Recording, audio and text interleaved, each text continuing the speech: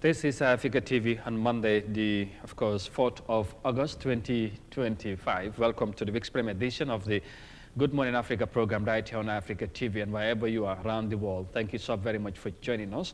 We are happy to be back this Monday to start another brand new week and, of course, bring you a brand new edition of the program. And, of course, if you are joining us for the first time, please make it a date with us because we are here every week from Monday to Friday. And 9 a.m. is the time when we shall be here to provoke discussions on some of the pertinent issues and latest developments happening in the Gambia. But of course, if the need arises, as I would always say, we would go beyond borders and boundaries to make sure that you are adequately and rightfully informed on also issues that are happening within and around the continent and beyond.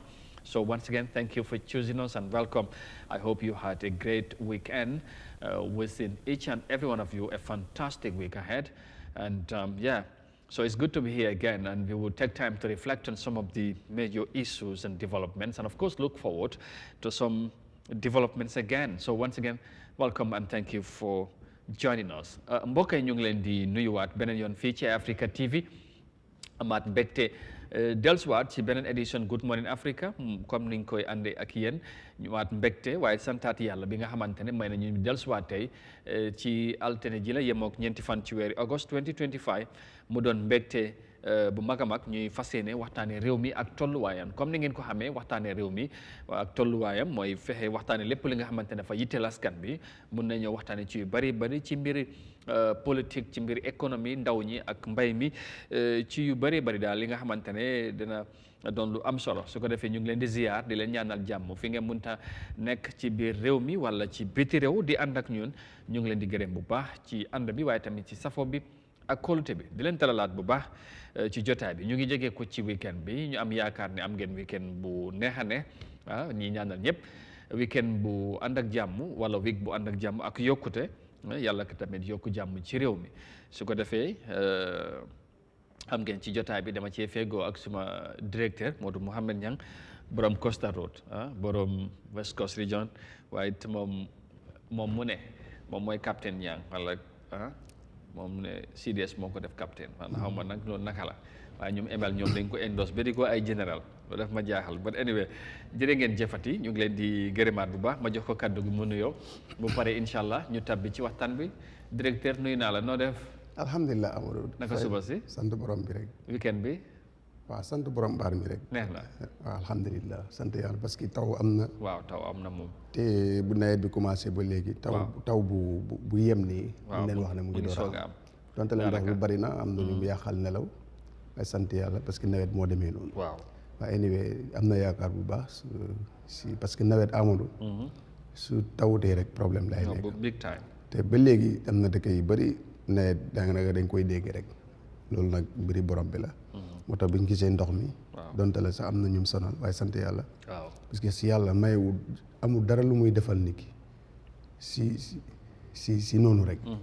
because balaa am laa jox lu la nit ñi di toppee wala lu nit ñi di nekkee di la xaaree.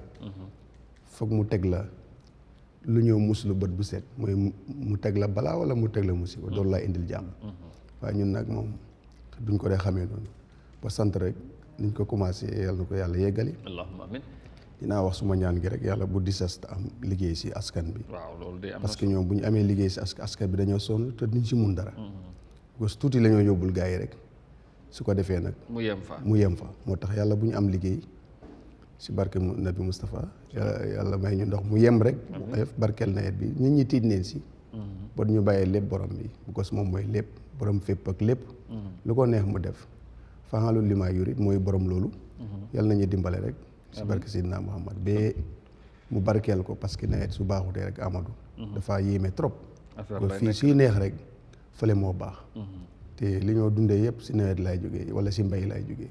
kon yàlla barkeel mbay boobu si réew mi fii ba nga xam ne lu si bëri dootuñ ko jéggaani ñu amal ko suñ bopp.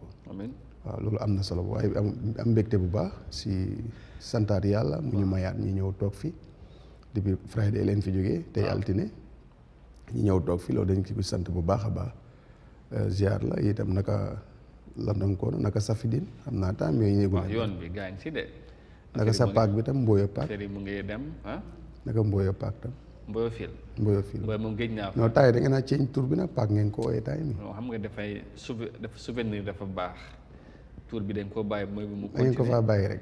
waaw because it's the famous tur bi nga xamante ne ñoom leen. Mboyo Fil waaw léegi soo demee nag ñu ne la Mboyo Fil nga foog ne soo demee da ngay fekk Mboyo wala nu mu fa meloon na mel. nga fekk fa modern facility bi nga xamante ne. car fa macha allah loolu yokkute la.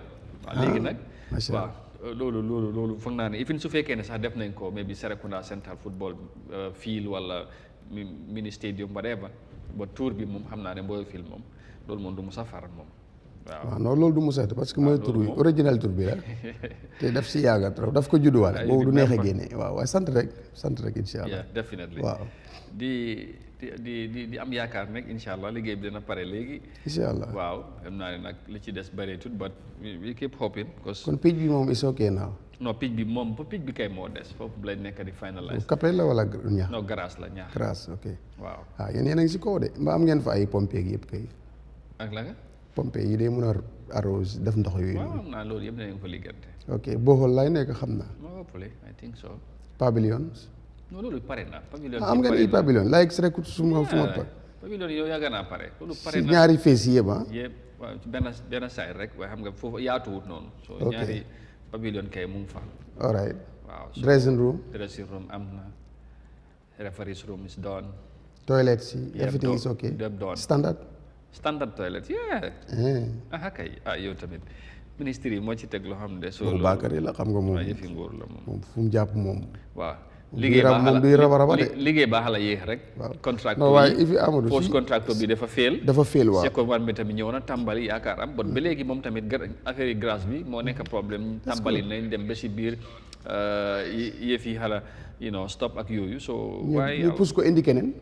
waaw fu mu nekk nii am na keneen ku fa nekk. that's good affaire yi loolu la rek Amadou. bu kii parewul rek indil keneen su fekkoon ne liggéey yëpp noonu leen ko doxalee. waaw mooy loolu waaye nag su fekkee ne tam am na koo xam ne doo ko mën a pousse parce que bi nga agréé ak moom baaxul ministre bi tamit for some reasons daf si am special interest I think because li ko dal ci yeneen parks yi loolu la bañoon mu dal ko fii unfortunately ni nga ko bëggee parce que there was a time ministre Bakary Badji daanaka every weekend dafaa dem si ground bi pour xool daanaka every weekend he's there but with all that because lii dafa waroon a pare since this was a 6-month contract. Now it's almost more than a year. Ba léegi li parewul. yéeme na but anyway yàlla leen ko ubbi ak jàmm rek ba jox leen caabi bi allahumma amin xam naa yaay you are the PRO bés boo di nga deliver some living statement yàlla leen ko fekkee ak jàmm rek allahumma amin xam naa yaay ci yaa because you are the PRO non lii yëfi ministre la non ab dara ministre yi yéen la ñoo jox caabi bi rek ay non bot caabi bi sereku naa ku seen président bi Abdou Wahab Gueye waaw ok parce que boobu Abdou Wahab yaay yore bagage yi yàlla leen ko fekkee rek anyway am na solo liggéey dëkk bi nag loolu bokk na si la ñu tardeel because xawma lan mooy problème bi dañ day jox ñu munut wala lan wala si waxante bi la parce que tam nag am na li see laxasu comme lu ma la wax last time bu ñu doon wax ak compagnie bi amee Sinthiou Alaaji because ñu ngi ñëwaat di rabarabawaat yoon bi ma ne waa ji def leen fi lu baax na ndeke loolu daf ko naxaari mu ne ma ñu ngi liggéey bare ma ne ko ngir yàlla na def leen fi lu baax mu ne warumaa wax loolu ma ne ko inkay parce que soo liggéeyee nga ñëwaat di ko defaraat li nga defoon bu njëkk a baaxul bu la kàddu bi naxaari mu ne ma waa lii compagnie bi moo si ñàkk ma ne ko def na si yow ñun lu baax leen la santoon yow yaa deful lu baax ñëw di defaraat am naa raayit ma ne la defal lu mu baax parce que si yoon bi ñun ñoo ko moom jarutoon mer ma ne ko dëkk bi suñu dëgg la te yow da nga jógee feneen ñëw ñu jox la contrat wel awma ak yow affaire parce que am na ñu ko ay kilifa yu koy seq ak yow waaye daal defal leen ñu lu baax loolu soo ko bañee defal lu baax te di nga ko dégg te dinaa jël yoon bi de si nii nag wala si nale yow da ngay dem il su ma ko jëlu sa kanam da ngaa dem te si sa kanam laa koo jël sax boobu nag moom pare woon naa si lu nekkam parce que nag yow ñun ñuy ànd ak ñi la sant liggéey ñoo jëlloo ay yoon yow nga ñëw di rabarabawaat yoon boo defee doon baaxul nga ne duñ ko jël moom fu mu plog loolu mu ne ko foo ko plog te dinaa ko gis nag parce que lu ma dee ànd ak ministre yëpp dinaa dee dajee moom xaaye noo demand foofu noonu si compagnie bi Blongel I don't know that man suñ dajee waree dinaa ko wane li nga def that day is very wrong waroo ko war a def loolu parce que man nag foog ma leen a def leen fi lu baax parce que yow yaa defoon baaxul ngay defaraat nga ne mu ñu dem ko doon ñaax rek waaye mu bëgg a gis boppam waaye moom bu ñëwee jënd glace de jënd si dugal si pick-up am dem mu ne ko di nga dem de mu ne ko man yow caameen bu ndaw dina ma jaay affaire. Moodu du sotti. jërëjëf su ko defee mu ngi noonu waaye am na Modou Lamine mu ne ma laajte la foo spend sa weekend bi ne xaw ma foog naa ne moom moo ma wax loolu de. Weekend bi man de moom Costoru rek. waaw moom la kay Costoru. Costoru rek bëggoon naa dem foo ñëwee mënumaa dem nag Costoru rek. ok maa ngi koy spend Costoru de. macha waaw xam naa next week moom maa ngi dem suma tool bi parce que man du ma Amadou moom. tool bi fan la nekk. fii jàmbur. ñaata hectare. non ñaam bi rek laa fay dem bi ñaam bi rek aw ma gerte di gerte amul. amuloo gerte amul wala bayoo. gerte amul di. gerte yi joxewuñ jiwu di yi suuf rek. waaye marché bi gerte moom fa woon. waaw man de mënu maa jënd gerte boobu di. waa ji di soob rek ne fii di campagne rek di wax rek lijjantiwul sax nawet bi kii nu mu tuddati ministre bi. waaw fii la nekk di wax rek moom nawet bi sax daf ko jaaxalu nawet bu nga xam ne ni ñii ngi aj seen jiw yi ba léegi yow talul dëgg la loolu yàlla la waaye ak lis nga dalal xel yi béykat yi sax. wax ak ñoom tuddi waaye toppati àll bi di wax rek di arrêté loolu nit ñi di kenn xamul ay mbiram. di arrêté nit ñi di def lu ne. loolu président bi dégg de. président bi dafa bëgg bu jeexalee ak jàmm toog man Kamakunda fële léegole mu ñëw yaram ba ma dem. waaye if you listen to this lieutenants dinañ la sànni si àll bi bu leen déglu de yow amuloo jot boobu sax.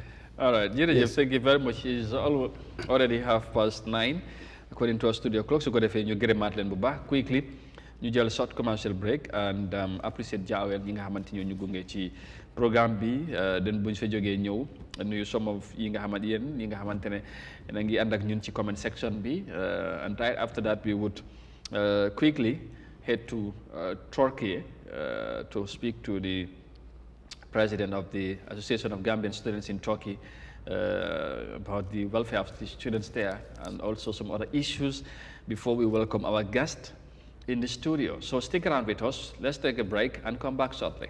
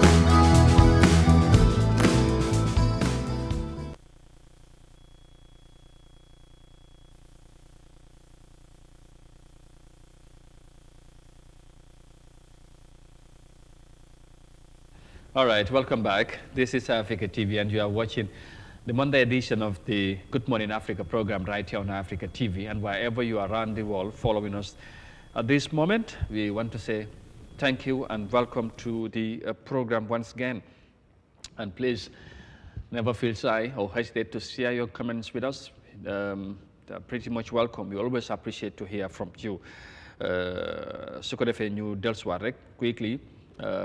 balaa ñoo dem ci newspaper seet standard lan lañ xëyatee seen ay xibaar nuyu leen yéen ñi nga xamante ne ngi ànd ak ñun kon ni ñu ko waxee ñu bari dañoo seetaan programme bi ñeneen ñi dañuy comment ñeneen ñi dañuy comment but di nuyu ML Kujabi tey moom moo jiitu ci comment section bi ML good morning and thank you very much Mr. Faye good morning yow itam ñu ngi lay nuyu bu baax and thank you as always for being here. Modou Lamine, as always, thank you for your messages. And Ibrahim Mbalo, good morning to you, and thank you very much.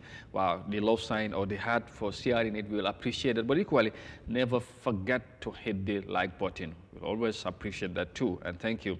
Yeah, jërëjëf Modou Cissé, thank you and good morning. ñu ngi lay nuyu Aïssa Manga, Aïssa, good morning, and thank you. Good morning as well. Yuba Hydra, Yuba, good morning. And we also appreciate your messages and thank you very much.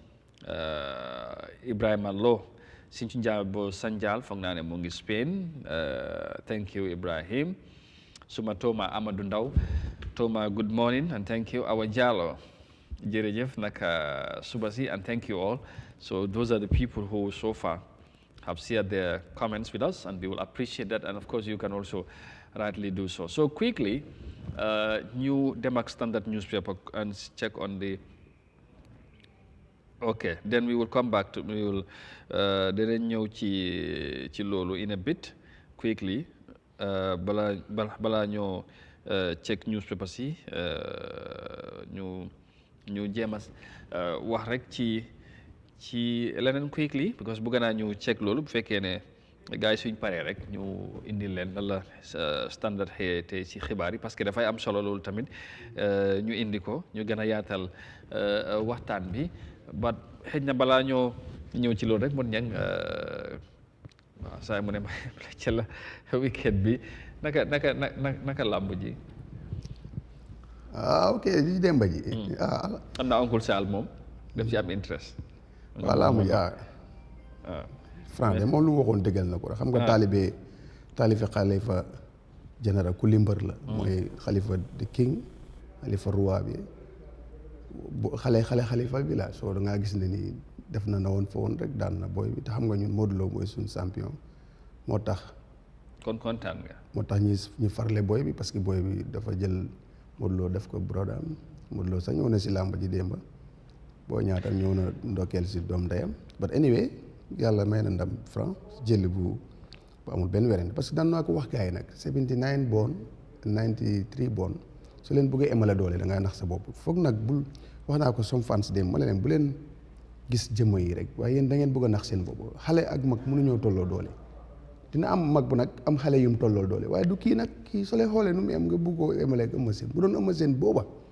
bu nekkatut bii nag soo da ngeen di sonal seen bopp rek ba dem na ñëw na rek bëre bu kee mbaam rek yàgg-yàgg rek bu pënd bi uree Franc ngeen di gis si ko te loolu moo am parce que nag soo ko tegee si sport rek soo ko fa tegee gars yi bokkuñ sax right now ni moom si ay guddim la ne de waaw si ay guddim la nekk démb moo doon 15 combats 15 victory dafa break record Modou Lo moo amoon 14 Balla yemale ko fa moom nag am na 14 diggante moom ak kii Ama 15 moom ak Ama Sène moom la yàlla may ndam démb am na solo bu baax am na solo but amoon na solo bu baax loolu sport la tamit waaw am nga Gambien si de moom ñun bu amee moom because ñun tam dañ xamanteeg ñoom bi ko problème bi tam mooy ne daanaka mbër moo fi gis fii am na mbër bu mu tuddee boppam Sénégal bari na fi trop sax and second li ñu ngi fi am ay fans club because tay singa fans club sax demoon neen because jiite ko bàyyi Dembo Boja Dembo Dieng Dembo moo leen dee jiite te jël neen moto dem comme look like su Balla Gaye dee bëre au Sa Thiès au Ama Baldé gars yi dañ dee dem because ñoom itam dañ da ñëw fii Gambia seet si seen fans yi Modou Lo tam di seen ting seet si seen fans yi yëpp ifin si fi daj amee sax boo gis nañ Sa Thiès ku xam na ne Ndongo Cissé waa kër Dubales dañ ko neex bu mu ñëwee fii sax ñoo ànd ak moom dem ba si kër gi mu jaale te bu mu demee balaa bëree bi print na tiset mel ni ku ko jagleel pour fàttale ku Ndongo Cissé loolu tam lu rafetoo parce que nag man loolu laa dee gëm man nit ki su ma la yégee nag da nga maa yëg waxuma jox moom loolu yombut waaye yëg-yëg dafa am solo soo nit ki bu nekkee réew bu réew yëg la dafa baax trop moo tax bu mu ñëwee mu dem jaale ko delloo ko tam rendre revanche xam nga nu ñu ko waxee doon mu jaale ko ba pare defal ko ay tiset so it was very nice great so nit si la yëgee da nga leen a yëg absolutely loolu dafa am solo jërëjëf Mon Niang Mr Faye moom mu ngi compa mu ne yesterday was a bad luck but a nice one bad luck xanaa moom mu ñëwoon si dafa mel ni moom mooy loolu Mr Faye yow xam nga ne boo gisee suma waa ji is a nice one anyway maybe tamit du fans ama but anyway di nuyu Adja tamit and Baboucar Gueye good morning Babou Ais ñoom ñëpp ñu ngi egsi Kati Mbodj jërëjëf Kati yow kon géej naa koo dégg géej naa koo gis de Kati Mbodj géej naa koo gis de moom rek nga géej a gis ak Zeynab waaw Idrissa Mohamed Lamine Mané ñu ngi ko nuyu moom China la nekk ok thank you very much so we wishing you also a happy new month wax naa la moon bi nag suma boss la yow kañ la sa birthday bi on di ñaata 14 or 12 non on the 7 yow yaa ngi bëgg a fàttal 7 Tuesday la bu fay nga waaj last year de moom def naa si lu rëy moom waaye this year moom nag maa jéggal rek this year nawet bi demagul. bi ma seetaanee last year ba pare non last year lu ma si def rek na waaye this year moom. doo ci wecce noonu de man teel naa la kalaam jégal ma rek waaw. te ci defu dara moom amul benn problème. anyway ñu dem ak standard quickly den ñu soog a ñëw ci suñu caller bi wala ku ñu war a am ci line bi from Turkey. GMC urge Barrow to summon Israel ambassador over Gaza. That's what the Standard is reporting this morning. Another one, MOJ's record of Jammeh cattle sales. Of course, the slam or what? Yeah, a SAM, okay. That's what the paper is reporting. Another one, Chinese embassy unveils scholarship for Gambians at Bantaba.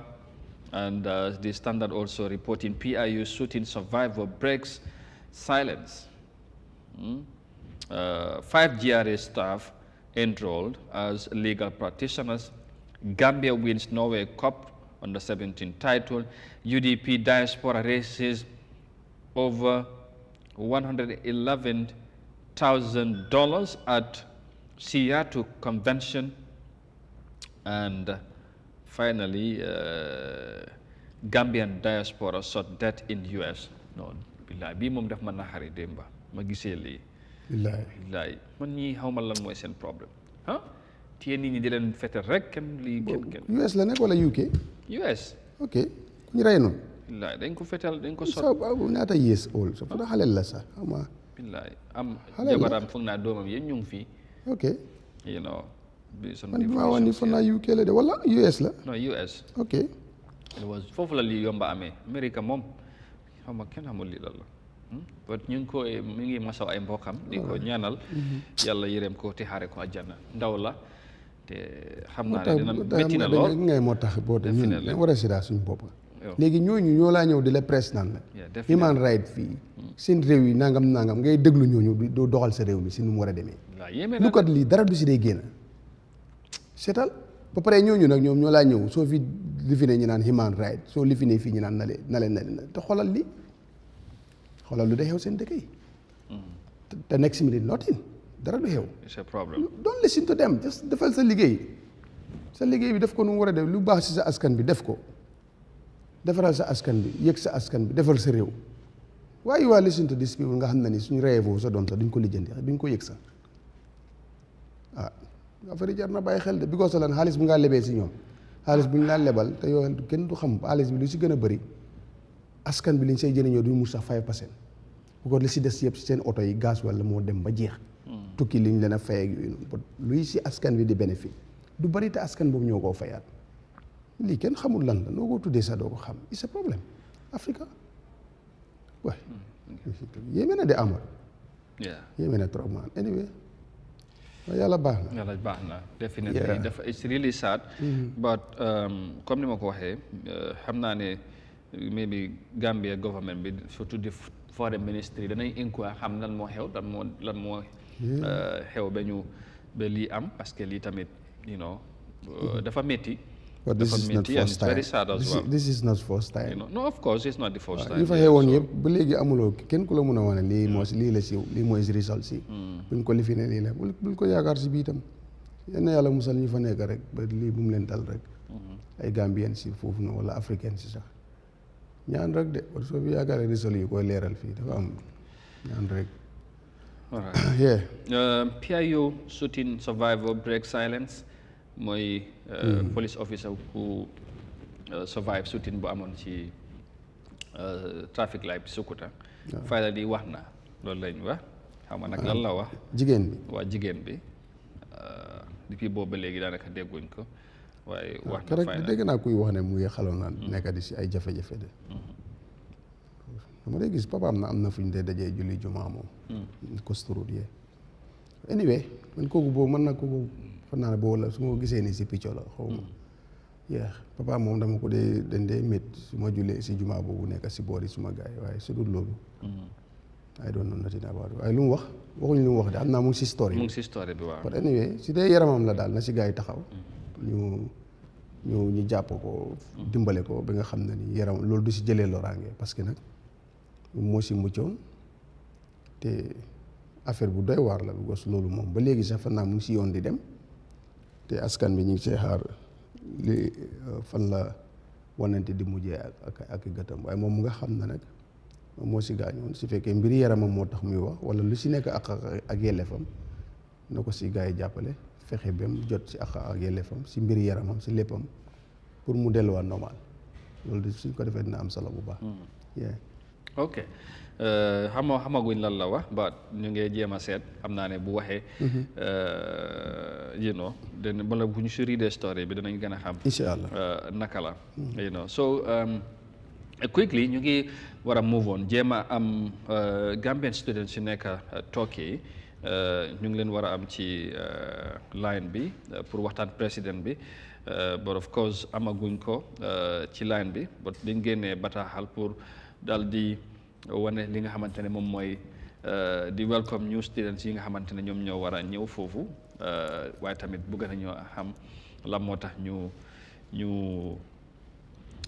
génnee bataaxal boobu bëggoon naa quickly balaa ñoo discuss ñu am ko ci line bi but apparently dugagut so we are working on that quickly ñu jéem a seet loolu so but still on the standard newspaper moon ñang balaa ñoo am ñii bëgg naa ñu look at benn headline then su fekkee ne UDP seen diaspora bi rees nañ xaalis bu bari de ñu ngi waajal election waaw téeméeri junne ak lan si koppari Amérique $111,000 xam naa loo war naa nekk about gis naa ñaata million la war a nekk si about 7 million gis naa ni ko xayma am naa ko gis dafa mel ni moo ëpp seen last one bi de 2021 fan naa ne 4 million I don't know something like that am na doole fii moom am na doole de waaw gars yi pare neen ko de anyway it's a good move to them because UDP diaspora dañ dee jàppale seen parti bi nekk seen gars yi nekk fii bu baax pour gis ne parti bi dem xam nga opposition party du dee am xaalis so dafa dee uteeg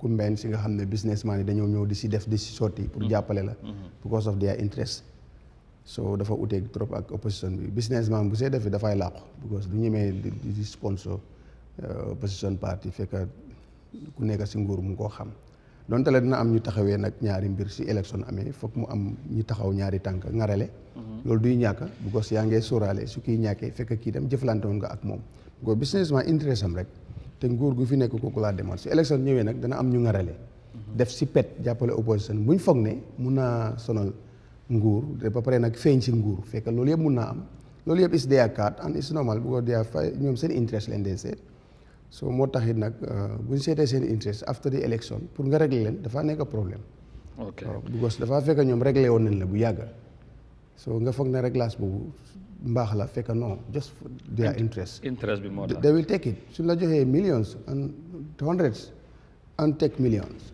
yes léegi xam naa loolu dinañ ciy ñëwaat because nañ fexe ñu dalal gars yi fii incha allah yes waxtaan ak ñoom ku mel ni tombang oo yeneen exactly léegi danañ dem fale ci Turquie wax naa ko Gambian student yu fa nekk seen njiit li am nañ ko ci line bi war a waxtaan foofu ak ñi fa war a dem ñuuli ñu ngi leen di dalal waaye di leen ñaax tamit ñu am yeneen taxawaay yi nga xamante ne soxla nañ gars yi bàyyi ko xel so of course like I said the Gambian students in Turkey recently issued a press statement welcoming new Gambian students to Turkey and through the association who proudly says all incoming Gambian students to the Republic of Turkey for the 2025-2026 academic year as a non-profit student organization established in 2010.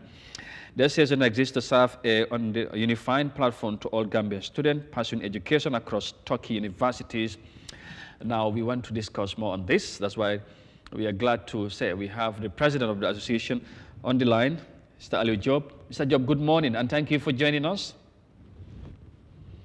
Good. Hello. Hello, good morning, Mr. Kante. Yeah, thank you very much for joining us. Well, how is life in Turkey? And we're glad to have you and to discuss about... Thank you so much. First, I would thank you very much for giving us the opportunity to speak to the people. And I would say a beautiful good morning to all Gambians and your viewers all around the world. My name is Alim Job. I'm the president of the Association of Gambian Students in Turkey. Turkey is fine. We are pretty doing well here. Thank you. Fantastic. Sometime last week you issued a statement, talking about the association since you existed, and of course welcoming the arriving new students from Gambia to Turkey. But before we talk about that, you are the president of the association. Of course, briefly tell us about the association and what are some of the things that you have been doing since it existed to date. Okay, thank you. Thank you so much for that wonderful question. Once I would just give a brief rundown about the association. The Association of Gambian Students in Turkey is called AGAS, was formally established in 2010. Yeah. And this association is formally registered and recognized by the Republic of Turkey, which is the government. So the purpose of the establishment of the association is to promote unity and brotherhood among Gambian students, and also promote the welfare and also protect the welfare of people pursuing education, Gambians pursuing education in Turkey. So basically, this was the reasons behind the formation of the association. So since the formation of the association, we've registered a lot of progresses. We were able to bring all Gambian students studying in Turkey under one umbrella. And normally we do have our annual gatherings. We do have a lot of student events to make Gambians feel welcome while they stay in Turkey. All right. You have just said you have registered numerous successes since the formation of this association. Tell us some of the development that you have, managed to do in supporting the students, Gambian students in Turkey. What are some of the issues or the things that you have managed to support students during their stay in Turkey whilst studying there? Since the formation of the association, we've provided a lot of support for Gambian students, academic, moral, or financial support. Because, it's never easy staying in a foreign country, especially as a student. So you are bound to face a lot of challenges. So this is why we deem it important to bring all the Gambian students under one umbrella. So normally, every year we do have what we call the August gathering. We do have an annual gathering where we bring all the students together. We do have a student congress every year. We do have our financial and annual reports. You understand? We also invite our partners. We engage them to provide scholarship for our students, because we understand most of our students are not under scholarship, and normally they do go through a lot of financial constraints. So we were able to make arrangements with other non-governmental organizations and also through the Gambian Embassy in Ankara to provide some financial assistance to needy students here in Turkey. Great. And by the way, do you normally face challenges here and there? Because wherever there are successes, there must be some hiccups here and there. If there's any, what are they? What have been some of the issues that you are always confronted with as students in a foreign country, especially or particularly in Turkey? Yeah, exactly. So we do face a lot of challenges. One of the biggest challenges we face is financial constraint. Sometime back, we wrote to the Ministry of Higher Education in the Gambia because we wanted to have a meeting with them to see how best we discuss so that they could help us try and solve some of the challenges we face. We were able to speak to several key figures at the ministry to arrange a meeting with either the permanent secretary or the minister, but still it could not materialize. So honestly, we do face a lot of challenges, especially when it comes to financial challenges about our students. So we do have a lot of challenges, yes. All right. And how has been your relationship with the Gambian diplomats there in Turkey? Do you have a cordial working relationship, and have they been also supportive as when the need arises? Yes, our relation with the Gambian Embassy in Ankara have been very, very, very cordial because they are one of our principal partners. In most of our activities, we do it with them, so they've been very supportive. But also, due to their financial constraints, they could not help us address all the concerns we need. So this was why we wanted to reach out to the Ministry of Higher Education in the Gambia. But for the embassy, have been very supportive, and they've been helping us address some of the concerns which they could address at their own level. All right.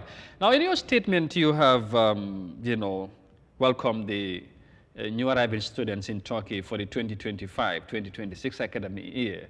Why do you think this is important at this point to issue such a statement, and also urge them to communicate with you for support and other modalities that may involve as they traveled or intend to travel to Turkey for their studies?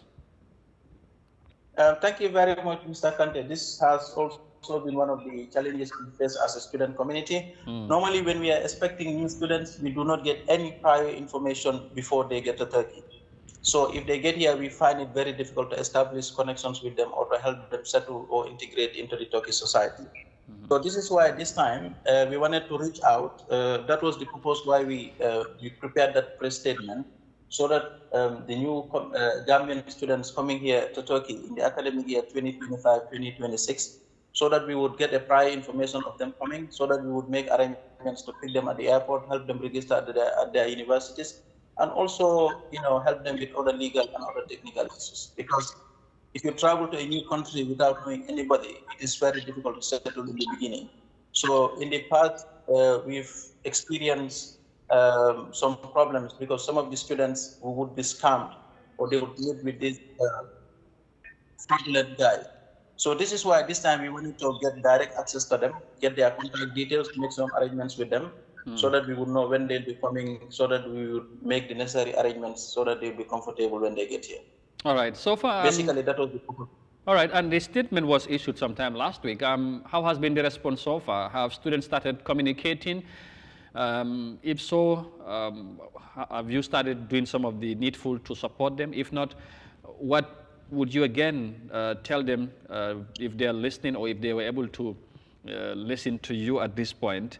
What would be the message to them? Yeah, we've received a lot of calls from new students who are supposed to be here, maybe in September. So we are making arrangements with them, because the press statement was published by certain media houses and also on time by the government. So the message has really gone viral, and we are receiving a lot of calls. So we are working on the necessary logistics and arrangements to make them comfortable when they get here. All right.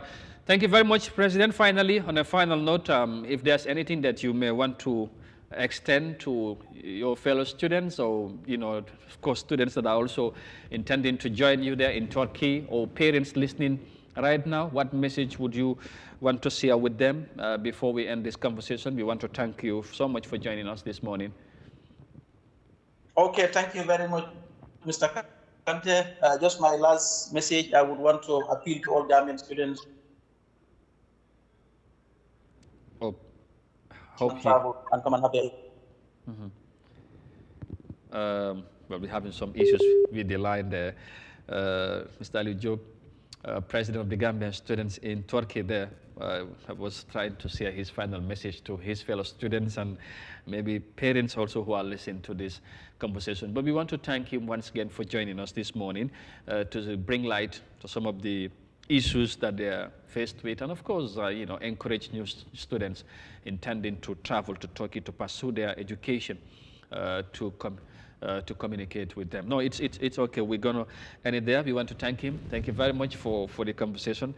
We were supposed to also have the Indian students this morning. They were supposed to be here much earlier, but unfortunately they came very late. But we'll see if we can find a way out to bring them. Mamadi is just telling me they are here, but we have another guest lineup. So dinañ seet naka lañ ko toogee directeur boobu affaire la. But lii tamit dafa am solo. Gambien si nga xamante ne ñu ngi jàng ci biti ñu fa nekk gën a am experience ñuy dem ñu teel a wax ak ñoom naka la, because association la ñoom ñu dañ bennoo pour ñu jàppalante. So ñu war a dem tamit pour ñu communiquer ak ñoom. Loolu tamit dafay am solo pour ñu foog naa pour ñu dimbalante bu baax a baax. waaw am na solo bu baax ñu jaajëfal ko président bi Mr Diop. ak Gambian student yu fa nekk yëpp. ak nu mu waxee ne spécial di ambassade bi mu ngi déggu ak ñoom. di leen jàppale. di wax na tam ministre bi nga xam ne Gomis lépp lu nga xam ne war na ko si moom tam. ñu travaillé ba ñooñu ñu am ko dafa am solo parce que ñuy ay ndaw leen te ñu leen soxla ñu ñëwaat amee réew mi ëllëg soo seen jàng foofu nekkin bi dafa war a sell. dañ war a pour ñuy mën a am xam-xam bu wér. ñëw pour jiite réew mi loolu dafa am solo bu baax. Gambie ak Turquie diggante bu ratax la. soo ko bàyyi xel ñu bare ci secteur bu nekk ñu bari ñu ngi fa. defe naa ni ñaari nguur yi amante leen relationship bu baax. te Gambie ñu ngi see bénéfice bu baax. te ñi ngay dimbale réew mi bu baax parce que si soo demee si mbiri sécurité sax police army everything ñi ngay taxaw réew mi bu baax si yooyu si train si lu nekk kon diggante boobu ñu ngi siy jaajëfal relationship bi nga xam ne nguur gi ñu ngi ko si am si gën koo yaatal rek dugal leen si secteur bu nekk ba Gambia di si bénéfice bu baax comme ni ko prime ministre bi ni ko Mr Badara waxee woon nu ñoo diilee ak Sénégal wala ñu ko diilee ak Turkey because bénéfice bi mun a am si Turkey mënuñ ko am fële moo tax di gën a ñaax suma tooma ministre of foreign affairs waaw moom itam mu gën a làbbali loolu di ko ñaanal rek mu am successful because si boobaa si yokkate réew mi la am neen si moom yaakaar te di ko ñaanal yàlla dimbale ko mu am successful ba ñi gën a di bénéfice si bitim réew parce que ñun amuñ te lu ñu ama ko bon mooy loolu kon nag comme que ñun lu bëri si biti leen ko yaakaare foog ñu defar suñ biti foog ñu defar ko ba pare itam di jéemoon xam nga xerañ si nag di naxantey ñoom buñ leen mun a mbéj sax am lu ñu soxla si ñoom rek nax leen raap leen rek nañ ko def rek ñu am comme que loolu leen yaakaar mooy loolu am na solo thank you very much su ko defee comme is already it's exactly 10 a.m. according to our studio clock. So at this moment, dinañ jël another short commercial break pour mun a dugal suñ gan bi nga xamante ne yegg si na ñu jéem a seet naka la ñoo doxalee ak moom ñeneen bi tamit ñu dinañ ci xeej ñu dugal waa India wala ñu push leen ba suba I think we figure out that depending on the time because time bi moom nekkatul fa but stick around with us don't go away léegi-léegi ñu dugal suñ beneen gan bi waxtaan ak moom lu am solo li nga xamante ne daf leen yitteel ñu jàpp ne dafay am solo pour ñu invite leen fii ñu mun a waxtaanee loolu Gambien si gan leen dégg bu baax a baax xam tamit taxawaay bi lan la ak lan moo nekk seen concerns loolu tamit dinañ ko yaatal léegi-léegi incha allah ñu ñëwaat after this break.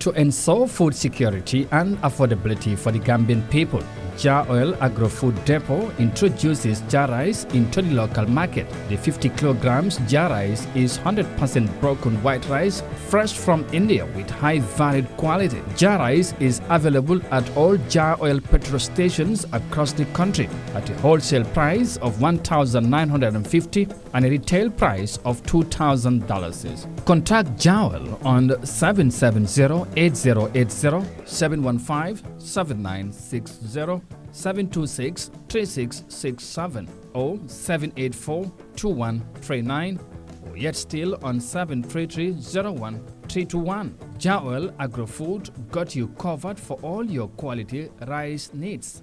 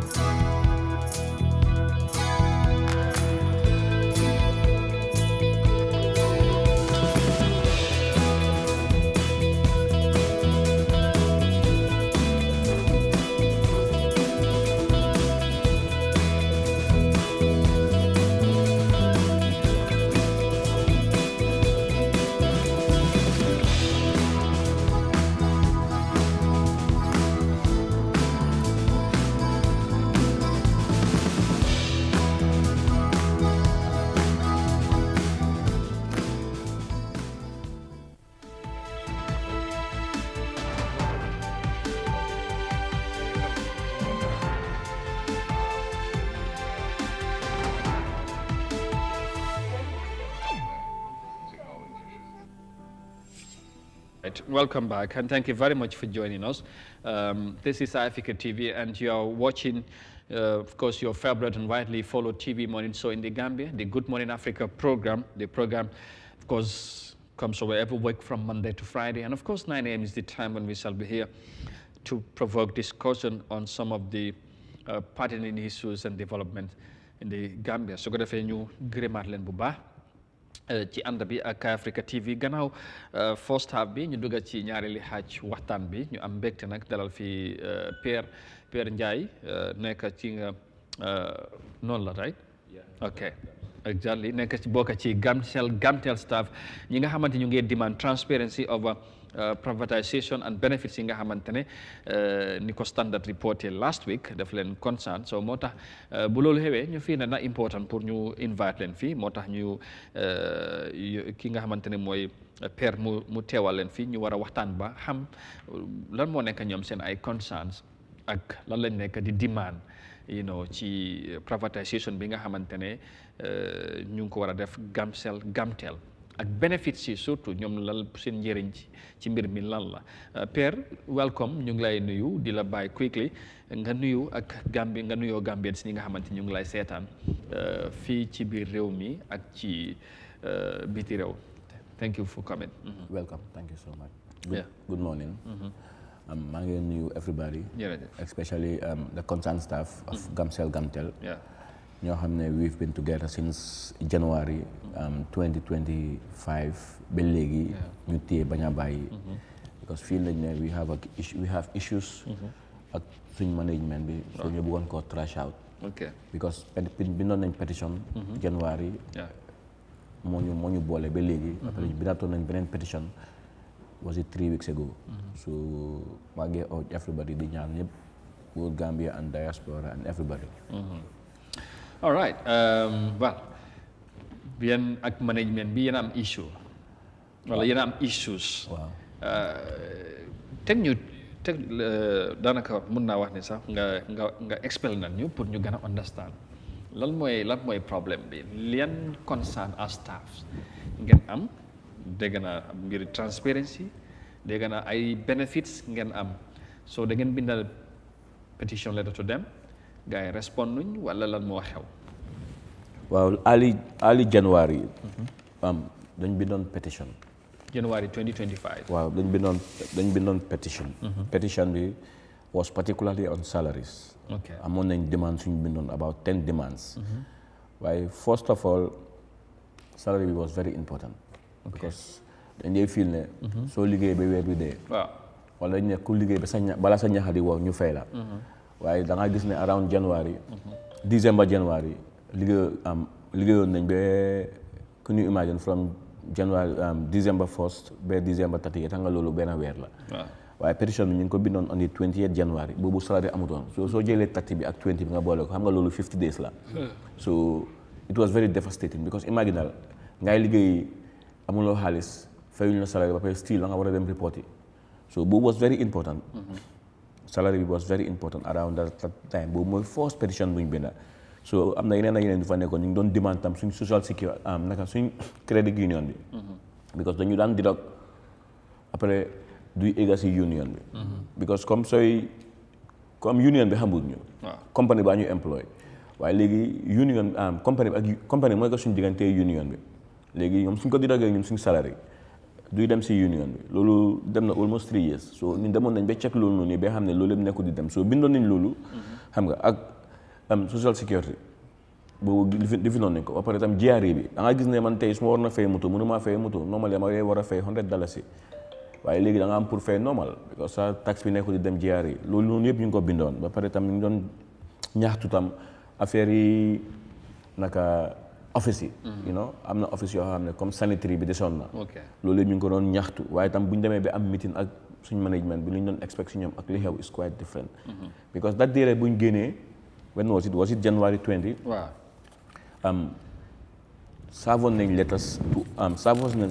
letters to all these places Gamtel Minister of Communication and Digital Economy Labour Office of Ombudsman National Human Rights Commission National Assembly Office of President ak Tango.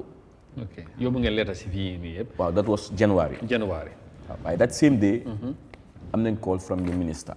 meet nañ minister bi. so minister bi the following day bu ñu ko meet was the following day. moom personally he pumped $9 million si account Gamcel bi ba gars yi mënoon na ñëw jekkali salaires yooyu noonu yëpp waaye that day bu ñu génnee that day. am na ñoo xam ne bàcc yoo xam ne amoon nañ salary.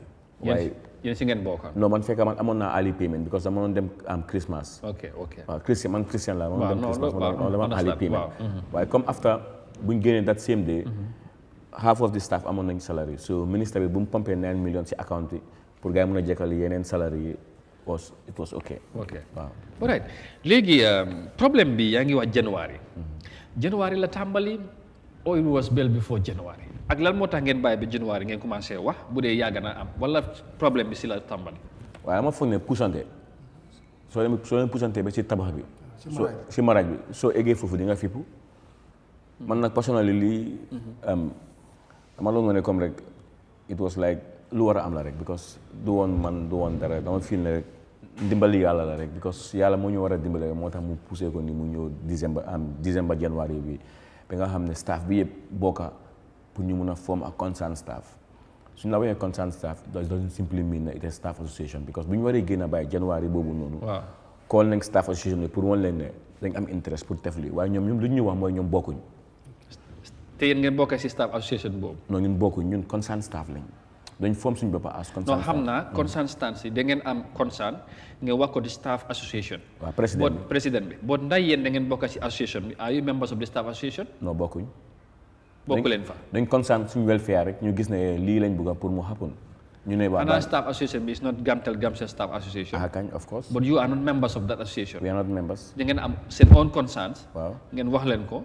ñu ne ñoom amuñ ci interest. après after ñu ñoo categorize we were called all sort of names rebel hooligans bu mujjee bi was last week kooku mu ne ñu xaw ma Bagbo Roland Bagbo am nga mu ngi form a rebellion movement si suñ biir si loo xam ne it's written on the paper and pen bu ñoo génn kenn ameewut xeer kenn ameewut banta kenn ameewut dara. We went and served the petition.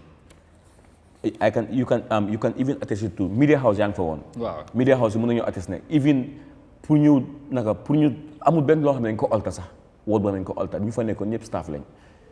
we came worked majestically ñu call for GM bi ak MD bi mu ñëw jël letter. is it rebellion loolu is very peaceful it's not even protest. ndomba bi. it was substantial because staff la woon rek. yéen ñaata ngeen. that day bu ñoo génn. non yéen ñaata staff ñoo bokk ci. concern bii nii. 200. 200 waaw 200 yeah. ok well very interesting waaye li ma jaaxal usually lan moo tax bokk leen ci association bi wala loolu leneen la. non xam nga association bi foog naa ne bu ñu leen koolee ne dañ am concern. waaw balaa loolu because dama bëgg ne association bi ba war a nekkal pour staff si. te staff bu nekk foog ma ne it's not maybe du forcé. but lu mel nii bu amee li tax ñu am association in a institution like this mooy li mel nii bu amee ñoom ñoo leen war a taxaw xeex the interest of the staff wala gisu leen ñoom ñu doxee noonu wala moo tax bokku leen. non xam nga comme staff association daf compression of hierarchy da nga am le président am whatsoever. waaw ñun bokku ñoon si loolu ñun we are just active staff yoo xam ne ñu ngi bokk si page bi waaye comme su fekkee ne when it come to ñaawteef su fekkee ne am na. ñun fii nañ ne comme. dëgg la kenn demul foofu pour saratu waaye am pour li nga yóbbu sa njaboot. yow constant bi am naka tolof bi nga am yow sa njaboot. mooy tax ngay jóg ne waa bal ñu def lii. waaye comme li ma la try pour explain the main perspective of everything was. ñun bu ñu demee ba gis ne waaw lii mooy suñu concern. ñu ne waa concern staff ñu call président bi daf ñu ne moom bokkul. waaw because bokku leen ci association bi mais mun na koo gisee noonu. waaye dañ ko explain ko ne ñun lii lañ bëgg a def. waaw loolu laa la wax. waaw moom xëj na. comme yéen bokk leen ci ay mbiram. association bi. mu ne moom xëj na moom tam mun naa wax ne du mun a bokk seen biir because you are not part of the association yéen a xam la moo tax bokk leen but loolu is another thing. loolu mun nañ koo discuss. war nañoo mën a waxal lan mooy association la seen doxalin yéen li ngeen a fa ñoom xam nañ ko te taxawuñ si wala lan parce que tam li ñoo lijjanti nii association bi moo waroon a jóg taxawu ko before ñoom ñu form concern staff. waaw loolu laa ndax ñoom seen association bi daf leen seetaan wala doxalinam moo leen doyut. fajut seen soxla ba yéen ngeen ñëw di. non ñoom ñu ne bokkuñ ci. non ba ñoom bokkuñ si. soo seetee lii. waaw salary diligence. waaw xam naa ñoom ñu ngi fa. ñoom tamit they are affected. ñoom ñu ngi fa. waaw xam nga lu problème. suñu weer ñoo génn am na ñoo xam ne ñu ngi si dañoo call ñeneen comme head department head si bul bokk li du sa issue te kooku mu ngi gën a sona. waaw loolu moom naturel yi dafa dem dee am waaw naturel yi kooku mu ngi gën a sona. the bottom line is xëy na association dañ nekk foofu for the interest of the other party. which party. mooy xëy na management because ñun luñ management lañ binda pour ñu laaj leen lan mooy seen problème. suñu salaire dafa delay because sama fil ne bu ñu am contract ñoom ñoo ngi jox contract pour ñu liggéey. non as per their name.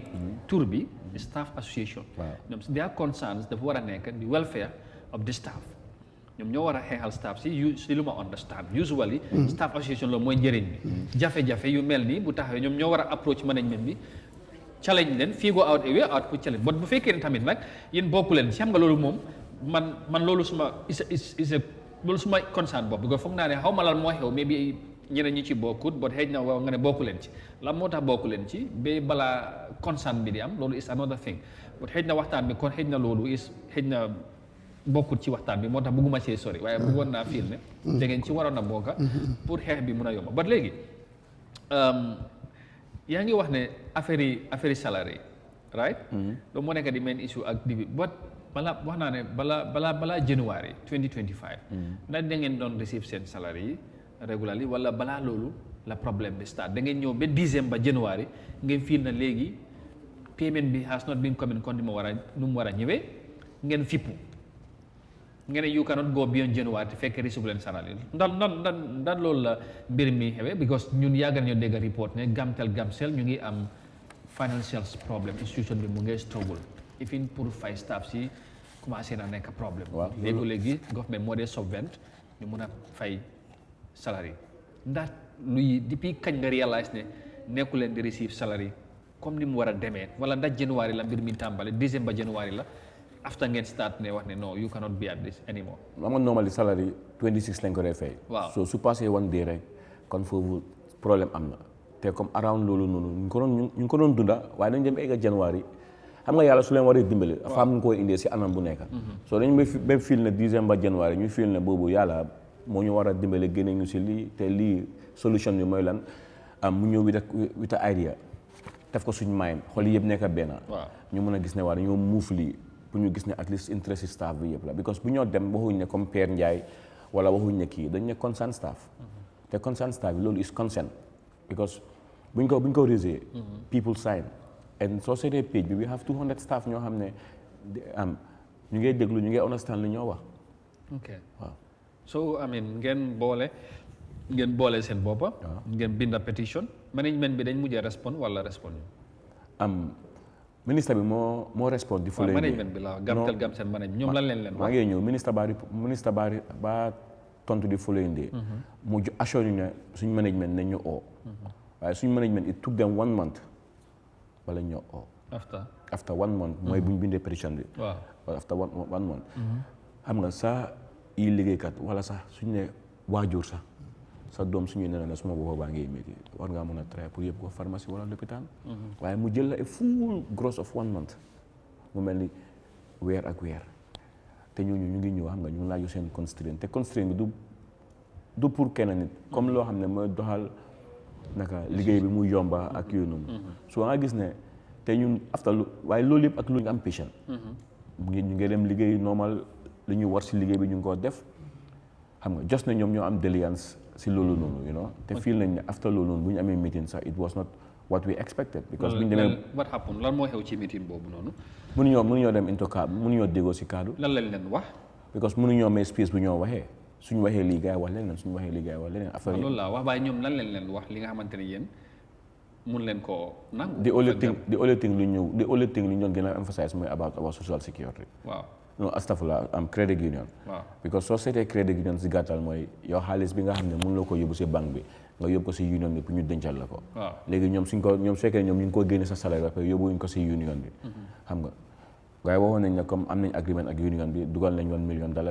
out of let's say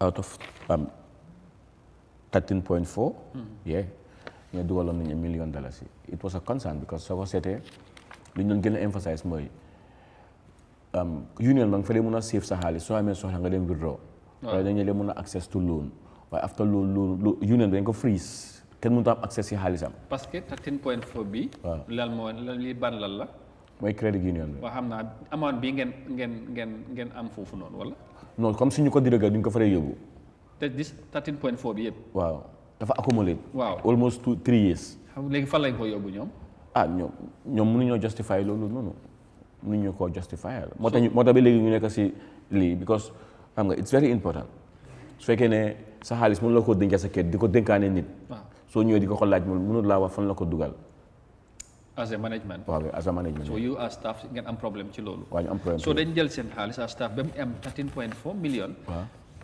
demul ci credit union bi. waaw ba ñu ne after ñoom dañoo dugal benn 1 million. waaw pour ngeen continuer di joxaat seen xaalis. after January sax bu ñu dugalee 1 million ba léegi sax dafa Steve kenn amut accès si xaalisam. so yéen seen xaalis mu ngi ci credit union. suñu xaalis mu ngi si credit union. so mun leen ko access because of. freezing bi lan moo ko indi. because naka xaalis bi nekkul di fa dem. xaalis nekkul di fa dem. léegi te ñoom waxuñ ne xaalis bi fan lay dem. non ñoom waxuñu ko. so after that meeting so eventually lan moo xew. after loolu ñu ngay dem ak ñoom di dem ak ñoom so ñu dégg ne social plan ñëw na social plan bi mooy ñu ne waaw fu mu nekk nii am naka World Bank dañoo intervene. xam nga pour ñu gis ne dañoo downsize the number of staff both Gamcel Gamtel. waaw so xam nga loolu dem na ñëw na dégg nañ ko xam nga after due process ñëwoon na communication team ñëwoon na after loolu ñu toog dégg ne minister of finance. sorry ma check fii minister of finance mooy kii Keita. waaw Sidi Keita yee demoon na Coffee Time. ak Uncle Peter. waaw mi ne World Bank joxe nañ an additional $10 million. so $10 million soo ko waree xayma to $70 yi mu ngi laa dikkee $700 million. waaw so after 1 month moom bu mu demee foofu was 27 May 2025. waaw after 26 May am 26 June Minister of Digital Communication mooy Lamin Jabi. waaw mooy suñu land minister bi. mu ñëw mu ne 6.4 million that is about $448 million. so loolu tam concern la woon ñun jógoon nañ tam ñuy ñaxtu di laajte. difference bi between 6 ak 4 bi that is about $3.6 million. waaw difference bi. so after lan ngeen ci mujjee am bi ngeen demandé. dañ bindaat pétition. waaw ñu ngi ko bindoon on the 3rd July. to who. ñu ngi ko binda to All Media House. Gamcel Gamtel Credit Union. NACU Social Security ak State Owned Enterprise Department of Labour Office of Ombudsman Human Rights National Human Rights Commission the Gambia National Assembly ak Office of President. waaw yii moom da ngeen leen copy information. waaw dañ leen copy information. da ngeen pétition ministre management bi pour ñu wax leen wala ministre yi pour ñu wax leen xaalis bi la mooy différence bi. copy nañ bind nañ suñu management. waaw bind nañ copy nañ ministre bi. waaye ministre bi from loolu dégguñ ko. ok so management bi ñoom lan leen wax ci différence boobu noonu. non management bi am nga boobu fil naa ne seeti ministre bi la. because ministre bi moo wax lii kii wax ne. waaye pétition bi ñu ko bindee. bu ñu demee to management. that same day toog nañ ak management toog nañoo ñoom. waaw waaye still tam li ñu expectoon si ñoom ak li ñu wax is quite different. ok lan la leen wax this time around. ñu ne ñu ngi work on it après the funniest thing mooy ki fa nekkoon ak ñun daf ñu doon wane we have to be very grateful to the company because the company has changed so many lives. man gisuma company dëgg la su fekkee ne change na so many lives sa waaye am nañ so many burdens tam because fine salary mu ngi delay te salary is life te angale bi mu ne the reward for labor is either wages or salary. soo waree liggéey ba weer di teguwaat xam nga still yaa ngi am la yóbbu kër man around December dafa métti woon ñu bari ñu doon luwaas dañ leen jot notice because borom kër yi mënut a toog 2-3 months gisut xaalisam après tam still tam sa xale yaa ngi dem school yaa ngi amoon medical insurance ñu ko génne yow amuloo xaalis sa xaalis du ñu on time soo feebaree sa njaboot feebar mënuloo dem lopitaan pour dimbale leen amuloo xaalis xam nga si office yi suñ cleaner yi bleach sax détaillé sax pour def ko sa problème léegi da ngaa ñëw cleaner bi joytu la nga génne sa xaalis ne ko jëndal omo ak yooyu noonu loolu yëpp dunda nañ ko te xam nga dafa métti because sa salaire su dilee rek am na lu mu laa disturbé. because fii nañu su ñëwee on time da nga ko def scale of preference according to their importance nga def loo war a def den nga lifin su tëbee one day sax da ngaa gis ne dafa affect sa livelihood you know so loolu noonu yëpp dund nañ ko bu ñu demee management bu ñu waree wax loolu noonu it was very devastating we don't expect such from them après since loolu noonu that was on the third ba tey saa si yàlla tey we don't even sit with them dégguñ leen ñu feel ne am na loo xam ne ñu ngi ko nëbba there is no communication between ñun ak ñoom dañu nekk di dem nii rek mënuñoo wax suñ crédit gi noonu fu mu dugga 13.4 as I am talking to you right now am na ñoo xam ne jotuñ seen salary. which month. man am si lu nekk nii. July bu dee nii. July am na ñoo xam ne jotuñ seen salary. Okay, so which is also a concern. All right, léegi ñu ngi war a privatise wala mon ñam balaa may proceed. So amee loo koy la ci dégg nga li mu wax.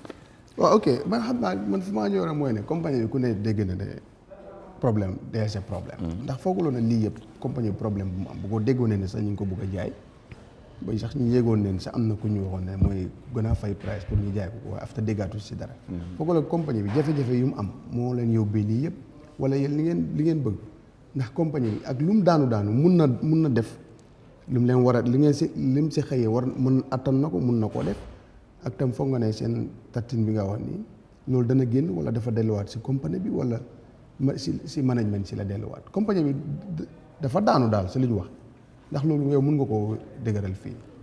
waaw nga compagnie bi su fekkee ne daanu na I think management ñoo war na def seen ñoo war na jël seen jéego because am nga right pour declare bankruptcy loolu soo ko declare foog naa ne government war naa mën a step in you know waaye ñun feel nañ ne still naka compagnie bi su daanoo still ne we can still move because ñun gam seen nekkuñ di compete yaa ngi gis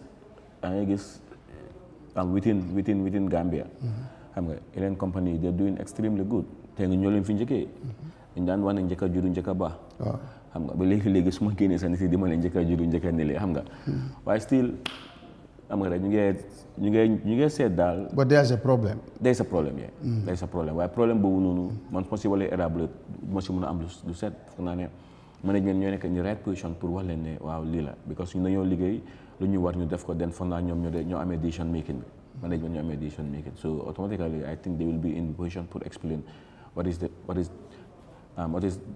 bringing the company down. waaw because li ma si jaaxal amul ñi bind na ministre mu ne ministre pom foofu 10 millions. pour kanaa 9 millions. kanaa kon compagnie bi mu account am loolu nekku fa pour mu mun leen a fay kon dafa mel loolu ndax wanewul ne tam compagnie bi dara nekkatu fa. because dafa mel ni ministre bi su dugalutoon loolu yéen doo leen. non loolu mooy indi privatisation. waaw dafa mel ni dara nekku fa. Gamcel mënuñoo sustain seen bopp right now. so government moo dee ñoom la nekk di subvent. waaw. based on luñ di understand ñuy fay even salaries. yes parce que loolu sax dafa moom lu mu wax dafa mel ni loolu c'est problème moo tax government bu ko privatise jox ko jaay ko fa whatever su jaay ko sax waaye dañ koy privatise jox ko keneen mu ko doxal xëy na nag ci process boobu si la World Bank ñëw dugal seen loxo ci mbir mi xaalis bu moo wax ni si la dugga léegi nag sooy comme liñ gis li xew ports ak Alports gis nga staff si dañ leen mujjee move si Alports ñu maintain leen seen wages. waaye loolu moo xewagut fii loolu moo fa xew soo ñii tamit xëy na concern si xaw ma ndax foofu loolu moo tax foofu laa bëggoon a ñëw ak moom soo paree mu explain because gis naa ngi raise concern about benefits ak transparency. ak lan moo indi those two issues ci mbir mi bëgg naa mu gën a elaborate ci loolu soo paree ak moom. waaw foofu wane na nag jafe-jafe mu ngi si compagnie bi. parce que tey lu ministre bi def mu ngi laa wane ne jafe-jafe mu ngi si compagnie bi parce que dafa mel ni ñoom moom ministre bi xam naa ne finance la waxaat bu waxu doon ak moom mu pom fa ñaar 9 millions kon dafa mel ni ba léegi yéen seen arias bi ba léegi dafa des. waaw loolu was compagnie bi mu ngi si jafe-jafe. loolu was January. January salaries la woon. so diggante January ba July moom everything was salary mu ngi doon dem smoothly. waaw mu ngi doon dem. ok as usual. mu ngi doon dem as usual. every 25 26 ku nekk da ngaa non they mun not pass 25 26. waaye ñu ngi daan receive salaries. ok that's good. that's a good one. kon dafa mel ni jafe-jafe mu ngi fa. waaw jafe-jafe mu ngi fa waaw. te yow yàgg nga fa. yàgg naa fa waaw. wax naa ne war nga xam nu mu meloon démb ak tey xam nga ne jafe-jafe mu ngi fa. waaw loolu am na. parce que soo toogee ba di small company GSM sax ñëw romba Gamcel bi askan bi sax de léegi. daanaka it's not a secret. non lu ma miin rek mu am nga Gamcel. loolu laa la man it's not a secret ne. communication yëpp xam nañ communication am Africa wala anywhere communication leneen mooy mën a daan waaye du communication because lu ñoo wax yëpp ngelaw la.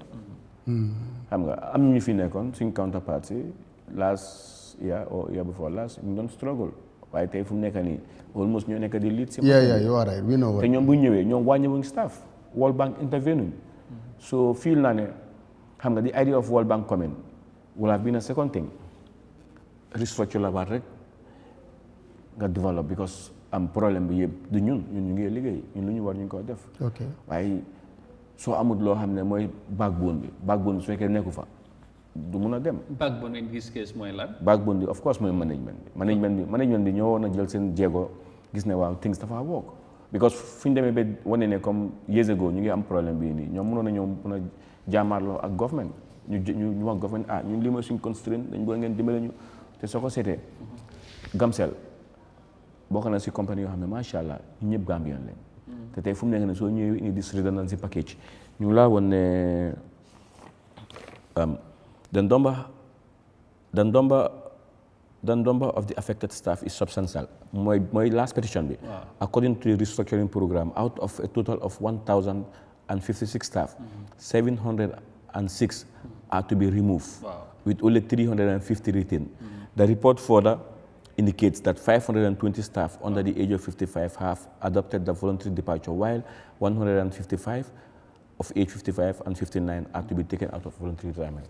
Léegi soo génnee 706 bii nii si système bi xam nga léegi lan mooy féeti ñooñu loolu foog naa si package bi la war a bokk loolu moo tax ma foog naa man foog naa loolu moo tax ngeen raise the issue of benefits waaw because ñooñu dañu war a benefit balaa ñu fekkee dañu war a dem ci in a normal procedure or process bu war a am xam nga ñooñu li tax ñu génn mooy privatisation bu am. ku war a ñëw already dafa am loolu am na already under government. so loolu dafa am already wala support moo am. dafa am already wala support moo am. World Bank support bi moo ñëw. boobu moo ñëw. waaw dafa mel ni ba léegi. te World Bank support bi. finance minister su ne 10 kii ne 6. waaw léegi ana difference boobu noonu. dëgg la am moo soo waxee da nga wax ne du suñu affaire comme ñun staff yi waaye tam suñu affaire la because dafa war a nekk life changing. te société comme package yi bu ñu disposé fonds yi fay nañ. waaw am na ñu fay waaye comme am na lu ñu élaboré ne comme ñi amount bi la gaay am te soo ko seetee ministre bi leeral na dem na QTV di wane most of them have gone with more than 400,000. ñu ñu wàññi ñu. non si xaalis bu ñu joxee. waaw tey Mr Niang ñëpp xam ne su fekkee ne koo xam ne amut kër léegi ñu ne waaw da nga war a fay luwaas 1 year. 3 bedroom ayu noonu xëy na ñu ngi laa caay benn 85 wala 90,000. xam nga yaa ngi am sa doom ñu ngi war a dem school yooyu noonu yëpp su ko génnee si 400 bi loolu is not life changing loolu daf laa indiwaat si beneen struggle mood. loolu paquet fii naa ne World Bank consultant bi xëy na raison na beneen issue boo xam ne moo ëppali because life changing it's not just 400,000. ok léegi ñooñu ñan ñoo war a benefit that amount mu si ñu war a dem retirement ou staff yu fa nekk. mooy staff bu fa nekk retirement bi mooy from age of 55 ba 60. ok te loolu sa ko seetee that is about 64 staff ñoo xam ne da ngeen a fay package bi ngi dem ak moom 64 staff. mooy 400 boobu noonu. non mooy ñu war a dem retirement. waaw ñooñu dañ leen ci defal special waaw package. seen age waaw. waaw ñu dem retirement. waaw ok léegi 400 bii nii nga ne for the staff loolu pour lan pour mën a understand. calculation bi mu demee mooy da ngaa def sa gross salary bàyyi tout ba pare nga def number of years yi nga saaf. waaw soo saafee 30 years still package bi dafa valid for 17 years. so waaw léegi suñ la fayee loolu yëpp. eventually da ngay continuer di liggéey wala. waaw ba October 31st. ok of 2025. waaw su paree bu after loolu. then nga sign out. nga dem waaw. boobu affaire la ok. après itam dafa am lu ma bëgg a leeral. waaw ok mooy fii si last petition bi first petition bi bindoon nañ ko last petition bi mu ngi nii. Contract staff are also facing discrimination with senior management claiming that they are not entitled to the social package. However, our inquiries reveal that the contract staff who have served the company for more than 6 months are eligible for the same social package as permanent staff. We call the authorities to ensure the fair treatment of all eligible contract and permanent staff regarding the social package. foog nga indi transparency. Wow. Xam nga naka the Labour Act dafa ne koo jël 6 months. After 6 months war nga ko mën a absorb sa système bi permanent mu liggéey as permanent staff. waaye Gamcel ñu ngi am staff yoo xam ne ñu ngi liggéey 20 years ñu ngi on contract. léegi social package yi bu mu ñëwee pour ñu fay ñu ne ñu bokkuñ ci. kon dafa mel ni ku liggéey 20 years nga ñëw rek dixième am octobre nga ne ko ma ne pagal sa bagage nga dem te yow Labour Act bi yow dëgg la am nga sa service rule. waaw sa service rule mooy ngeen toog rek ngeen bind seen comme constitution ngeen ne waaw ngeen yóbbu ko ñu approuve ko waaye the laws of this country I think more supersedes all service rule wala anything loo xam ne moo nekk si liggéeykaay yi so su fekkee ne léegi ñëw nga ba nga ne waaw ñu bokkuñ si package ba pare liggéey nga da ngeen liggéey loo more than 20 years ñii 10 years ñii 15 years léegi xaalis bi ñëw nga ne léegi ñooñu doo leen fay I mean I feel that there is no justice and there is no transparency because suñu national anthem bi ñu ne let justice guide our actions for the common good waaye tey justice prévalut foofu noonu ku liggéey 20 years nga eewu suba rek dem nga ne sa gaay ne man liggéeyatuma joxuñ la dara du ndàmpaay sax waaye sa entitlement bi mooy ne waaw dañ la war a fay comme naka la ñu war a fay staff bi kon permanent staff bi waaye ku nekk contract ak staff tamit loolu tamit benn la père de waaye labor ak bi ne la 6 months waaw 6 months but yow contract ngay def kii moom he's a permanent staff xam nga tamit ku nekk contract dafa am li la boole ak institution bi yow ne lu ñoo fay contract boobu borom contract ak lu ñoo fay staff bi du benn package bu moo am contract bi période bu contract bi dafa des sax pour ñu review wala ñu renew contract bi oo ñu terminate waaye li ma la soo fa nekkee 10 years 20 you are on contract contract bi jeex na ñu renew nga continuer ñu ne duñ ko mën a renew you have to go but Amadou nag fan naa réew si yoon la ñoo liggéey waaw su fekkee léegi ak daf la ne 6 mois mënu koo romb kon loolu first of all jalgati neen yoon non loolu laa la non jalgati loolu kay jalgati neen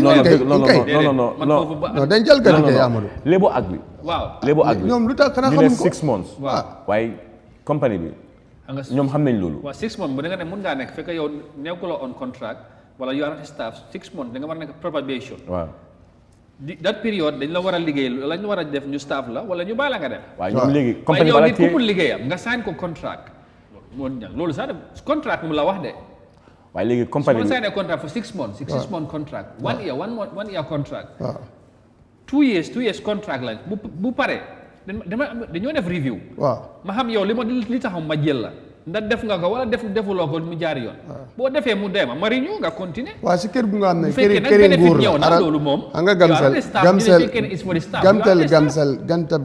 man lu ma gis non même ma ñëw non aba ma help ma mo gis nga comme li ma trap explain mooy lébu ak dafa ne 6 months waaye comme pour ne ak foo mën a nekk after 6 months su fekkee ne sa service soxluñ ko da nga war a dem waaw su fekkee ne soxluñ ko da nga war a dem kon su fekkee ne dañ defuñ la staff waaw waaye nag contract xam nga institution dañoo jël nit nga am sa expertise ñu soxla ko wala nga nekk ngay am ne ñu indi la ñu jox la contract wala ngay saaf institution bi sax ba nga retire nga war a dem ñu soxla wala ba léegi ñu joxaat la contract waaye boobu is a different one I'm just giving you example contract is a contract am nga ni nga ko understand am nga affaire soo si nekkul doo ko mën a understand naka la waat sax Mr Kanté Mr Kanté ni nga ko understand ak outside ni nga ko understand is quite different xam nga léew fii lañ ne ñoom dañ am seen service rule loi Gambia bi lan moo ko sut constitution bi moom mooy the highest waaw léegi man foofu lay waxee constitution bi moo ko wax foofu lay waxee 6 months la wax waaye tey ñii service rules is different from the constitution déedéet léegi service rule bi moo ne service rule bi moo wax li moom mooy loolu pour liggéeykat yi waaw pour liggéey waaye tey lu waa Gambia bi mooy Labour Act lu ñu si wax mooy 6 months waaw loolu nangu naa waaw tey léegi tey ñii tey ñii seen service rule la gaa yi toppa that is ñoom dañ maintain ni 20 years léegi 20 years ñoo ne waaye léegi octobre sa liggéey am naka dañoo jaay compagnie wala compagnie dañ ko privatise waaye léegi demal yéeme na de loolu dafa yéeme na trop foofu moom Omar naka Mr Kanté su doon yow noo koo dundee su doon man xam naa noo koo dundee xam nga loolu dafa am li nga xamante tamit yoon la ak humanity buñ ne dafa am ñaari yëf bu ko fi mun nañ ko fa understand ok kii yàgg na fii la nekk lii la doon def waaye ci yan condition la dee liggéeyee loolu tamit foog ñu leeral ko yan condition la fi is it contract or staff package bi nga xamante is for staff ku nekk on contract if it's for yàgg yow contract nga nekk while you are on contract yi ngay bénéfice ak lu ñu lay fay ak lu ñoo fay staff bi bokkul package nag bu ñëwee pour staff is for the staff man loolu laa understand maybe I might be wrong waaye 6 months waaye 6 months 6 months bi mooy yow mën ngaa indi sa kayit ñu ne yow ñu ne ok you are a staff yaa ngi liggéey during that period probation period boobu noonu am na ñuy def sax 8 months but yi nga wax service mu ne 6 months I agree 6 months nit boo la liggéeyee 6 months da nga war a xam at that point mooy na kii soxla nga ko service am or not mu dem waaye ki nga xamante ne dafa mun liggéeyam nga gis ko nga sign ko on contract woot lañ wax de contract laa wax nekkul ne staff nga de contract bi bu jeexee ki la jee contract mooy review xam ne yow contract bi li tax mu jël a liggéey loolu dafa yomba sax dafa yomba da yow mit nga di demand su fekkee na still mu continuer ko ba 20 years waaw mooy def ko review rek léegi yow xëy na li ngay wax xam nga yow octobre ngay wax xëy na am na ñeneen ñi nga xam ne ñu ngi fa am contract by the end of this month seen contract war naa jeex it's up to the management whether they want to renew the contract or not. non waaye kër gi moo war a doxee noonu. it's not about kër no it's just non lay doxee moom Mr Kante foofu justice privé lu fa compagnie bu nga xam ne réew mi moo ko moom réew mi am ay loi waaw warloo liggéeyloo ni ki 20 years si contrat da nga ko war a first of all jalgati nga yoon waaw jalgati nga yoon foofu la ñoo waxee te yoon mu ne la 6 months la may yow nga nekk ci contrat si koo xam ne ni 6 months 6 months staffuloo ko ba pare nga ñëwaat di ko contrat nekku ne loolu ñeneen ñi buñ nekkee contrat ñooñu soxla woon nga def leen staff bi comme naka na kër gi dox si yoon rek non loolu laa la wax léegi soo joxee liggéey jëriñoo la waxuñ ne nga liggéey naka lifin toog noonu de gis nga soo gisee tey soo gisee tey suba teel nga jaay bàyyi njaboot bi yëpp kër ñëw fii nii waaw xam nga man staff Eyeafrica la waaw xam naa dafa am vrai staff la wala leen gis nga koo gis si suba rek mu génn rek waaw dafa am lu moo uti pour yóbbu këram léegi man exemple maa joxaat Eyeafrica man am staff right now am na obligation ma fay def waaye su fekkee ne contract mun naa seer ñëw contract may leen contract bi ñu sign ma for 1 year bu jeexee pour ma continuer nekk fii dañoo review suma contract waaw yes léegi buñ ko reviewé ñu sign another 1 year 1 year boobu laa fay nekk waaw waaye dafa si diggante boobu sax dafa am ay clauses yi nga xamante ne dafa nekk si biir am na li may def bu leen neexee ñu terminate man tam am na management bi lu moo def su ma neexee may leen terminate la loolu si agreement la waaw but lii loolu dafa tax man ma nekk staff fii loolu ñu ne agreement is contract is agreement between two parties ku bridge lu waa xëy moon ñaa ngi fi kër yow du foofu fépp yow institution dañ dee xaaya nit jalgati lu waa la amoon loolu man du ma si d'accord jalgati lu Mr Kante waaw léegi at mu ne la 6 months nga war a contrat nit ki yow nga contrat 20 years yow yaa jalgati waaw waxuñu yeah of course waxuñu la nga contrat ko 20 years kañ am na kii loolu la 20 years contrat am na ku liggéey 20 years waaw ku liggéey 20 years mais ñu ne dañ ko contrat ko 20 years kii loolu la nekk di wax ni foofu la contrat bi dañ fekk dañ ko renew prix de kali waaw diggante liggéey 6 months ñu renew another 6 waaye léegi léegi nga nekk fa loolu kay ëpp na 6 months am nga léew loolu internal la woon waaw internal la woon ba pare te yow sa loi réew mi wan na la ne lii nangoo ko Amadou loolu kay yow tey am na war a ñibbeeg loxoo ne ni kooku yaa ko lor waaw foofu la ñoo waxee kooku yaa ko lor Amadou parce que yow da nga war a ànd kër gi surtout sa kër gi nga xam ne nguur gi moo ko moom waa père ok ñu mu da nga war a ànd ak loi bi ñu soo leen bëgg wax boobu moom man ak yéen foofu duñ fa mën a ba du yoon de waaw boobu non du yoon ñii gëmuñ léegu aat bi doxalin ba pare liggéeyuñ ak léegu aat bi nangu naa ñoom as staffs they have unless somebody convince me go wax na leen foofu waaye man don't understand si contract is a contract no so ne contract is a contract but ki ko contract have to respect the word contract exactly because 6 months waaw bu jeexee waaw war nga xoo mën a wax ne ma ne li mu bëggoon si yoon ni demal de fekkee mu ngi laa defal li nga bëgga waaye léegi non réunion lan da nga ko staff loolu la lu waa wax Amadou yi tamit nag kanaa yu gëmu leen lu waa nga koy da nga ko staff non waaye doo ko fa nekk di réunion par ñaari at yow nit da nga koo jël staff 20 years non yow lii di si suson si yëpp dañ de wax naa nit mun ngaa liggéey ci béréb ba nga retire ñu soxlawaat sa service yow war ngaa dem de waaye because soxla ne la ba pare moom su xasee am na doo mën a nekk staff contract rek nga mën a nekk exactly waaye léegi tamit ki nga xamante ne moom mën na liggéeyam moo am waaye kenn du retire compagnie jël la 20 years contract amut because foo retire yaa ngi retire 60 xëy na sa expertise 1 year la ñoo jël rek ne la waaw léegi kay step in 1 year pour nga guide keneen ki for transition after loolu noonu fi def ay 2 years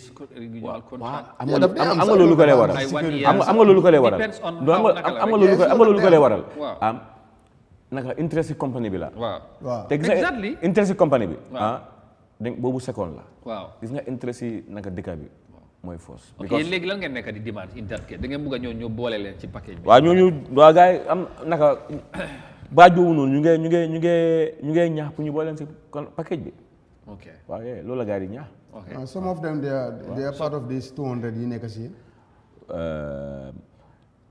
boobu fan naa Gamcel am nañ 134 ñoo xam ne ñu ngi on the contract list ok so far soo ko seetee tam waaw am na ñeneen ñooñu dañ doon liggéey fan naa dañ liggéey soo seetee seen service about 15 years waaye dañ leen fay 7 years ñu ne gars yi ne bu gaa yi ñëwee dañ doon liggéey month to month 8 years boobu yëpp month to month la dafa mel ni 8 years boobu yëpp fayuñu leen ko Mr Kante di nga pour nga understand ko gis nga du mun a understand month to month bi laa bëgg waaye léegi comme every month da ngaa dem ñu ne dañu bëgg a seet comme ça ni ngaa liggéey su fekkee neex na leen soo liggéey moom su baaxee beneen moom da ngaa continuer soo loolu dafa dem bi 8 years soo léegi kooku mu ngay calculer ne 8 years bi ak 7 years bi staffuñ ko tamit waaw non comme month to month ñu ne la month to month comme every month soo yemee dañu lay wane waaw sa liggéey su fekkee baax na dañu laa jël waaye su fekkee baaxul da nga dem noonu laa ko understand because man am not that victim bokkuma woon nekkuma victime bi waaye xam nga turu nuñ dee waxtaanee di nga mën a understand soo fa mel léegi ko expect na ne mu ngi doon liggéey 15 years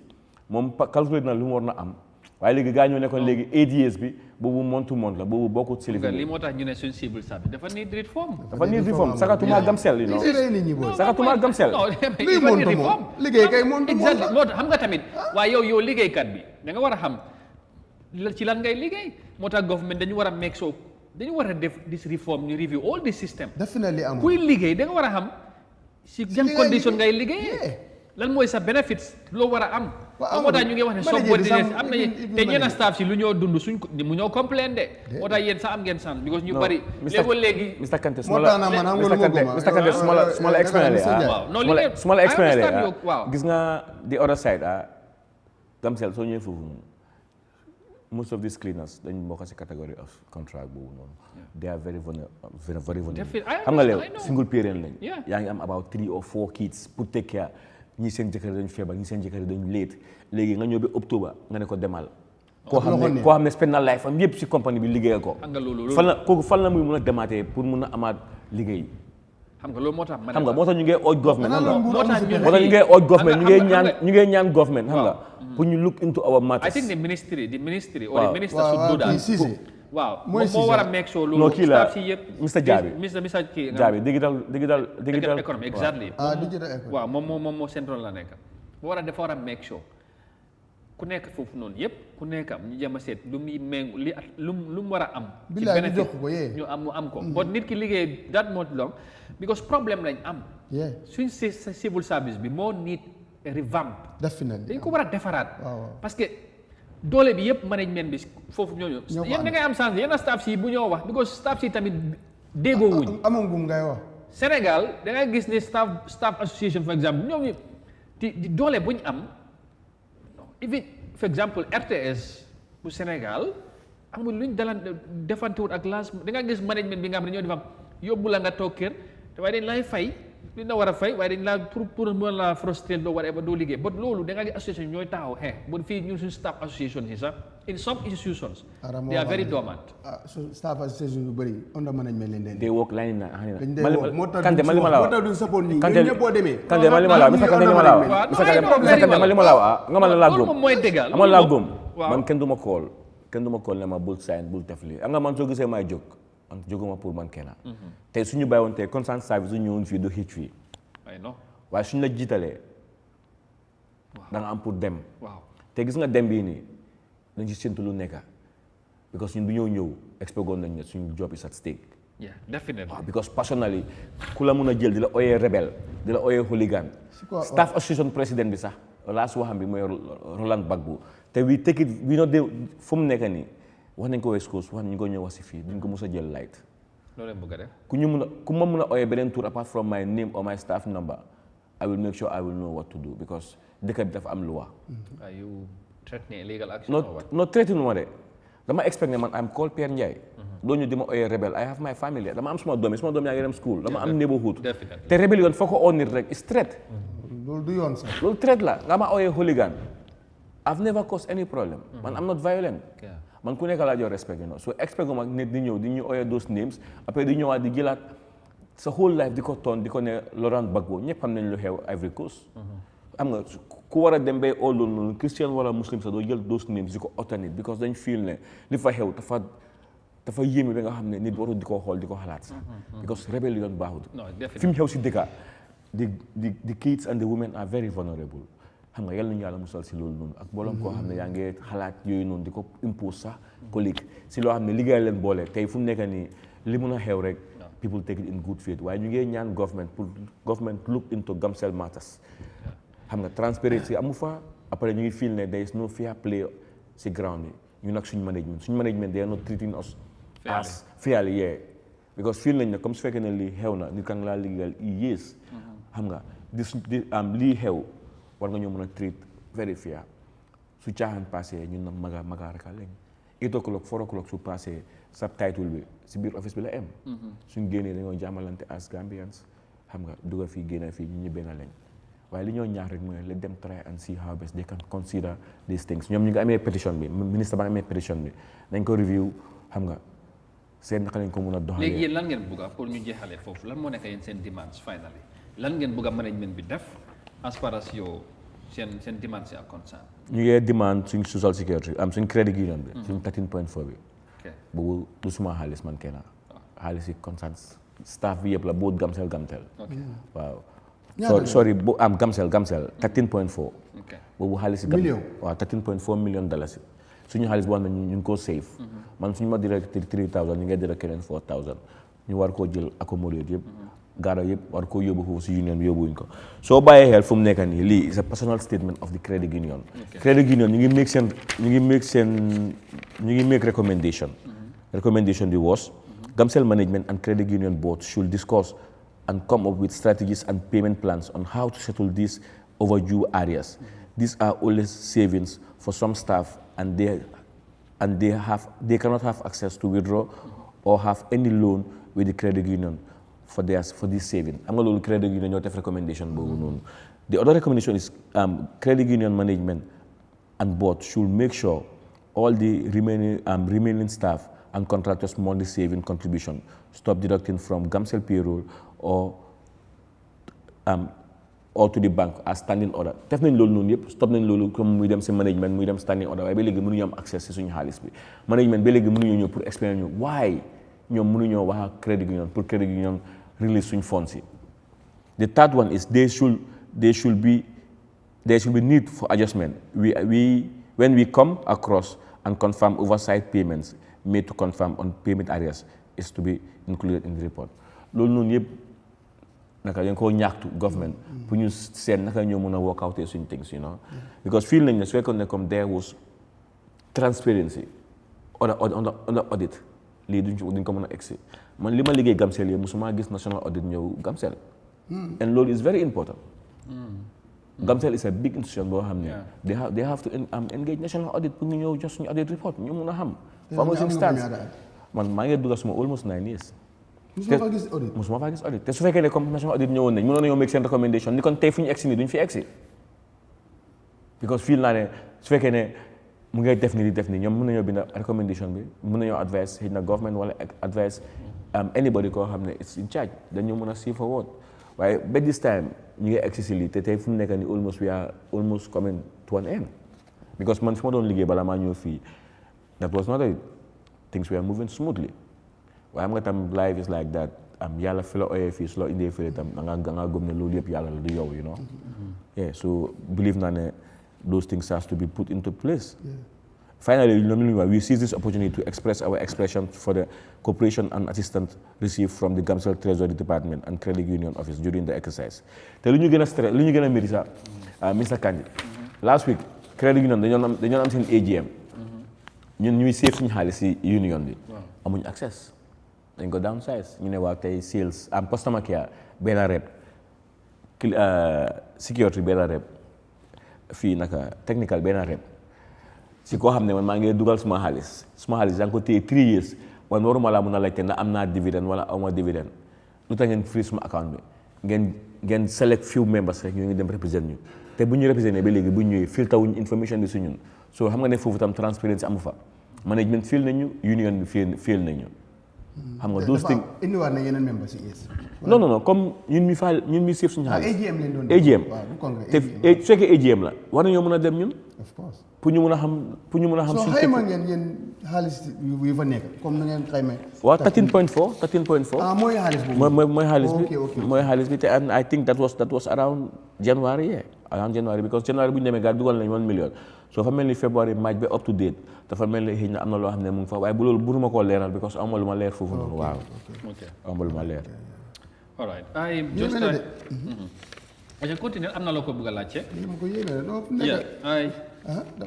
yes no continue waaw am na solo léegi nii nga ne seen ministre boobu ngeen war a joytu finally waaw moom mu ngi amee kayit bi waaw léegi li ngeen a xaar si moom bindoon nañ ko on the third July bi waaye dégguñ dara reply amuñ reply from moom waaw so ñu doon ñaax tuutam pour xam nga ñu look into this matter moom mu ñëw gestu because minister bi okay because I think there should be way out anyway am na solo I think what is important mooy yéen ay staff am ngeen concern ngeen raise ko so the management should listen to your concerns unfortunately ngeen ne déggagu leen gars yi waaye minister bi hence he is involved dañ leen war a déglu ñu toog ak yéen ñu wax ngeen waxtaan because xam naa daal suñ civil service bi moom dañ ko war a seetaat bu baax a baax su fekkee li ma wax nii is anything to go by is a problem all right so because xëy na man moom ci contact bi rek la am issue but boobu tamit xëy na dañ ma war a gën a convince bu baax a baax because I see somebody mu ne I am wrong I'm not denying I might be wrong of course but suma understanding foofu la so I have my so waaye moom su explain it's not about me it's about ñoom and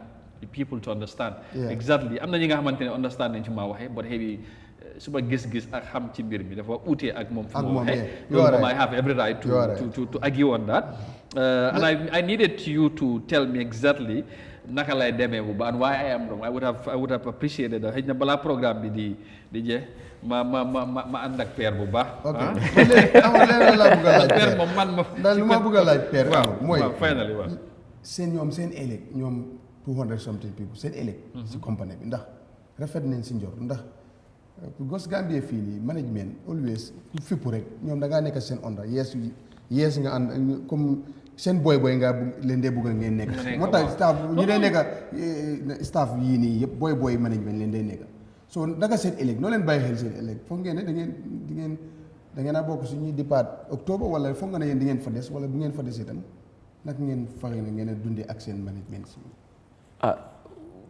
demaguñ sax ñu la ooyee rebelle di la ooyee hooligan di la ooyee bagbu kon dafa mel ni yow sa féet si compagnie bi is at stake yow expect loo pour ñëwaat foofu noonu because da nga wax dëgga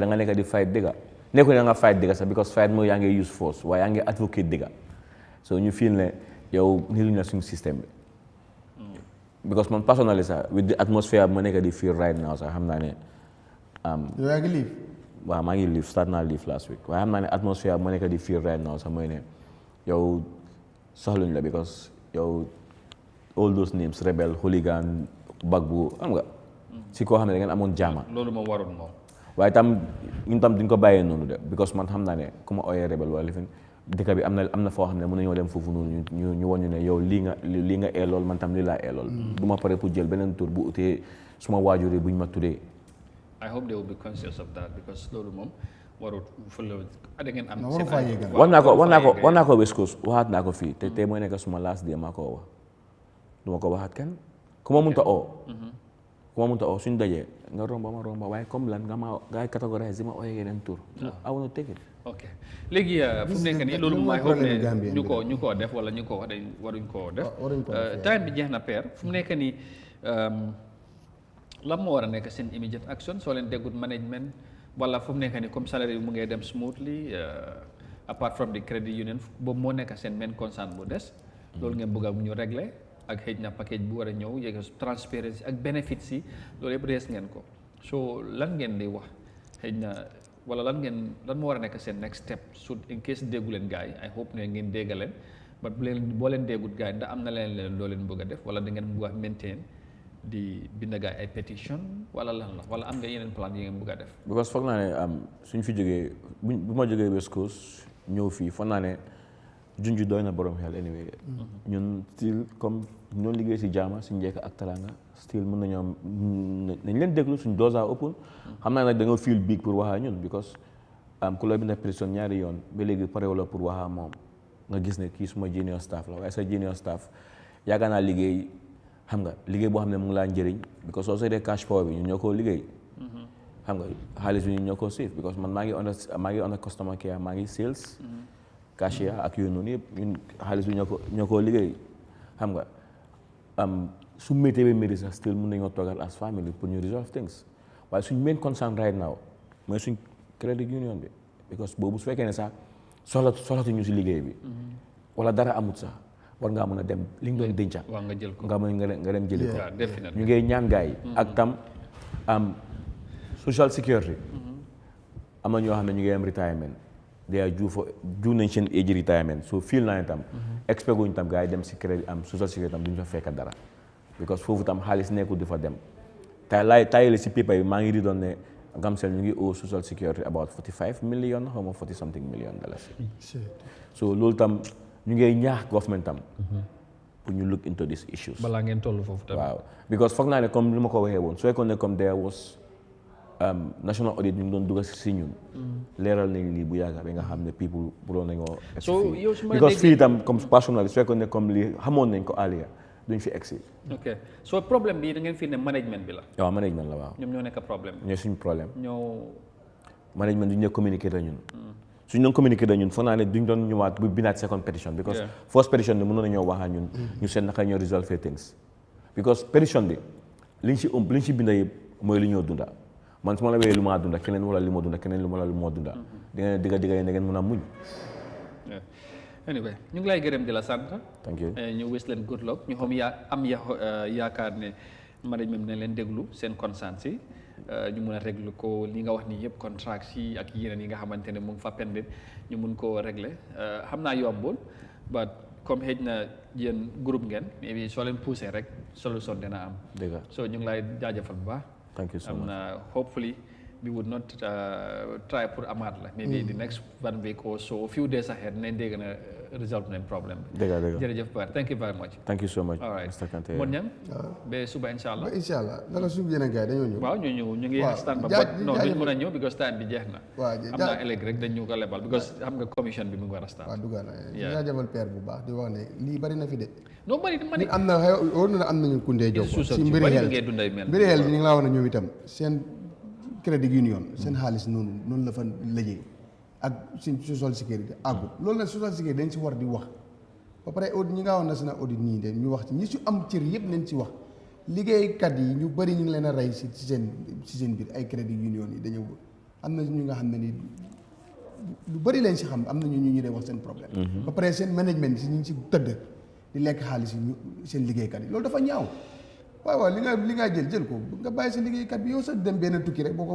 jëlee fay na ñaari weeri sa liggéey ku dem na lu moo dugal si crédit union lu ko war a yeggale fële nga block ko bu wàccee liggéey wala mu bàyyi liggéey mu ritaay muy dem di taxawaal so loolu nguur war a koo seetaan xam nga ban département moo responsable loolu daf ci war a taxaw every month ñi gis ne ndax département bi yëpp am ak yi ay gënam de waaye loolu bari na fi de te ñun xam nañ si dara parce que am na ñu ko day joytu waaye nag ku ñëwut fii diñ si mun dañu ne ñi am na ñu koy jot yoo xam nga waaye soo leen ooyee duñ ñëw fii soo bàyyi leen foofu ñoom ñu jërëjëf mun ñang ñu ngi lay gërëm baax di jaajëfalaat Père Ndiaye bokk ci staff yi nga xamante ne ñu am concern foofu ci Gamcel ñu génn di ñaxtu di wax ak management pour ñu taxaw leen ministry bi tamit of communication and digital economy through the minister mu ngi leen di engage I hope ne he would push gis ne saafara nañ some of these concerns ñoo am ñu fa nekk yëpp ñu fa yàgg ñu war a dem retirement ñu war a bàyyi ci package bi ak yooyu yëpp dañ ko war a fexe mu ku ne mën a gis sa bopp ci mbir mi loolu moo gën a important